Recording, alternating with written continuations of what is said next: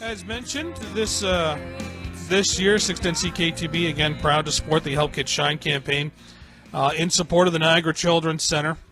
And all the funds raised going into so many programs that help children right here, children and families right here in the Niagara region. You go over to 610ckTB.com to learn more and to donate today. This morning, we are pleased to be joined by Sarah on the program this morning, and Sarah's daughter, Everly, taking part in some of the programming over at the Children's Center. Sarah, how are you? I'm good, thank you. How are you?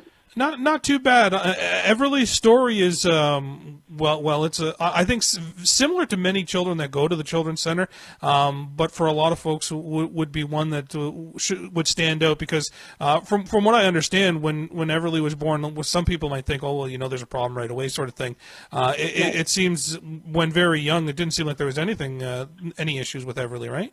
Yep, you're absolutely right. Yeah, everything seemed like it was going similar to our older daughter, and then it wasn't until we hit the milestone of sitting around 6-7 months that things started to kind of raise a flag for us, and we decided to kind of seek some additional medical input and whatnot from a pediatrician.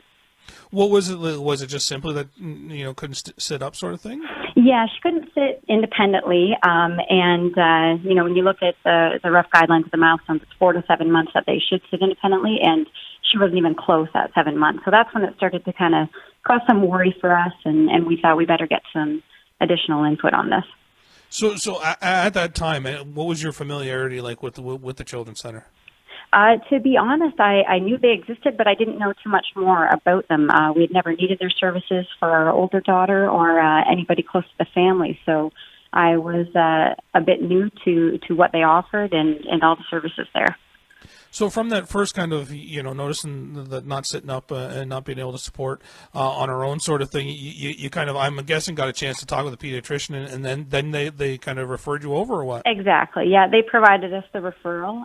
It took about a month for us to get in, and then once we got there, we met our physiotherapist right out the gates, Andrea, and had our consults and whatnot, and from them we're provided with a full team. So what happened from there? Like, how quick was it before you started to get some answers, sort of thing? To be honest, Andrea more or less provided us with a full rundown of what she thought was going on with Everly within our first visit, and she was dead on accurate. So from there, they kind of play out a plan for us to come up with speech therapy, occupational therapy. It's individualized by kids' needs. But Everly was in need of all three services, and they act like a full team solution with a social worker as well, and come up with a full week-by-week plan of what services should be a priority. For Everly, it was physiotherapy at the time because her mobility was so weak, and we also incorporated speech therapy biweekly and occupational therapy as needed at that point. And it varies as the kid progresses on, again, individual needs, but yeah, they came up with a full plan with us to help guide us through it.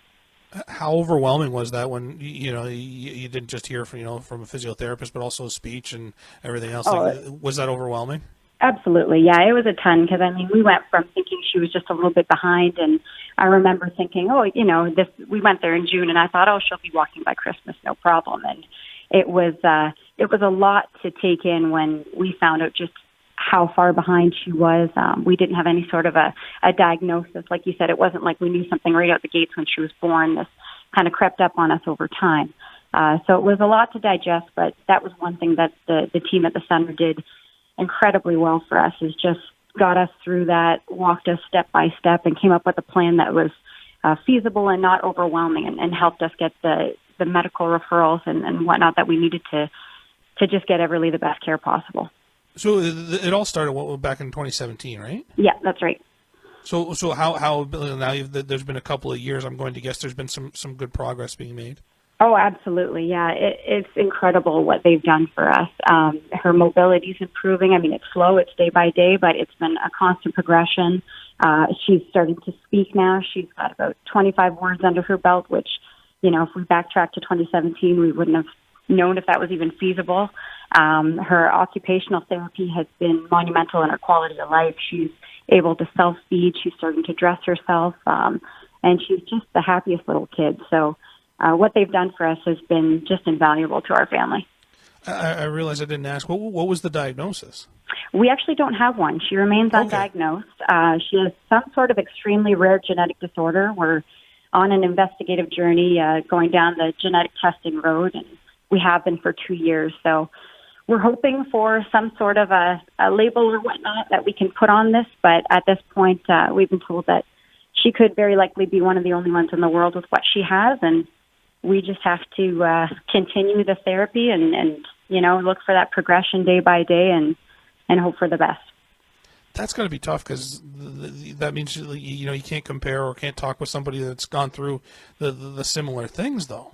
Absolutely, yeah. The fact that we don't have any information or prognosis of what to expect, it can be challenging, no question. But the other hand, we tried to spin it into a positive and say that okay, nobody's telling us that she can't walk, or no one's telling us that she won't talk. So we just stay positive and just know that she will someday. It's just going to take time on Everly's timetable. No kidding. Well, that's why. Well, it's outstanding. Like that's a fabulous mindset. I think that many parents would need to take and would be the best process to kind of help them get through this sort of thing. Right. So so there really are no expectations of kind of pillars or moments now, right? No. Like you talked about at the beginning. This all started because a timetable that we see sitting up by yourself sort of thing as a kid. You expect X out of this, but you got none of that. Exactly. Yep. Wow. Yep. So we're led by what Everly shows us she can do, and we're just pushing day by day to see what her potential is. And so you said at this point she's up to about 25 words, sort of thing. Yep. And she uses I would say a multifaceted version of communication. So she uses verbalization as well as speech, and we just started her on a communication device as well. No kidding. How's the physicals? Obviously, you said the physical side of things is what they wanted to work on first and help with. We're trying to get her independently working in a walker. That's our big goal right now. She is doing the motor planning of stepping, so she's able to understand one foot versus the other and everything. It's more the physical throughout her core and whatnot. She needs more support there in order to be able to stand independently.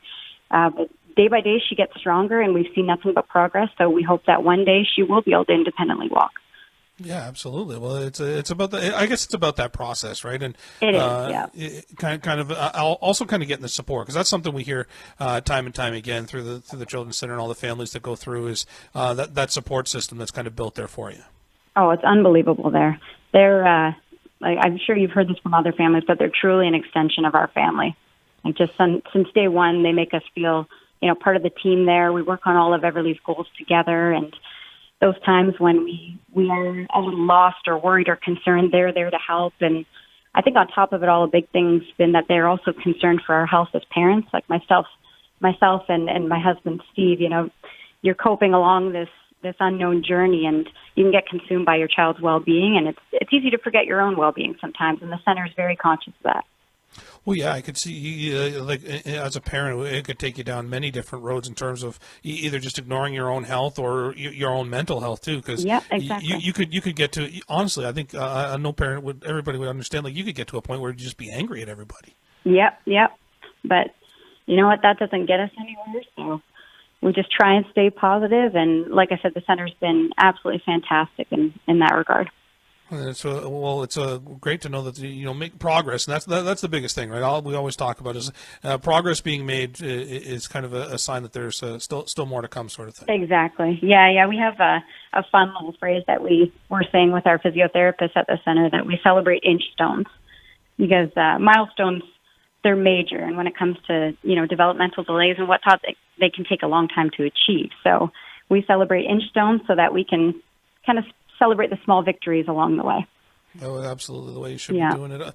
With not knowing what this genetic disorder is, like, what is the process for you right now? Of I would guess working with even people outside of the Children's Center, I would think of trying to find out what this is. Oh, absolutely, yeah. Everly has a team of about 12 medical practitioners.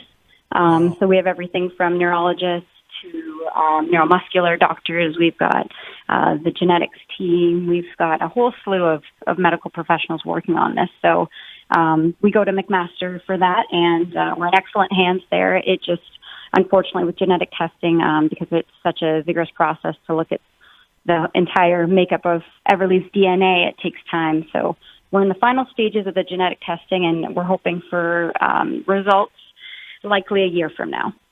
Okay, and then that at least gets you somewhere closer to an answer. That's wild. Right, yeah. I tell you, Sarah, it's time and time again we hear great stories of progress being made from all the children and the help that's being given for so many of the families. That's why we're very proud to be part of this campaign and helping out the Children's Center. I appreciate the chat this morning, and all the best to you, the family, and Everly. Thank you very much, and thank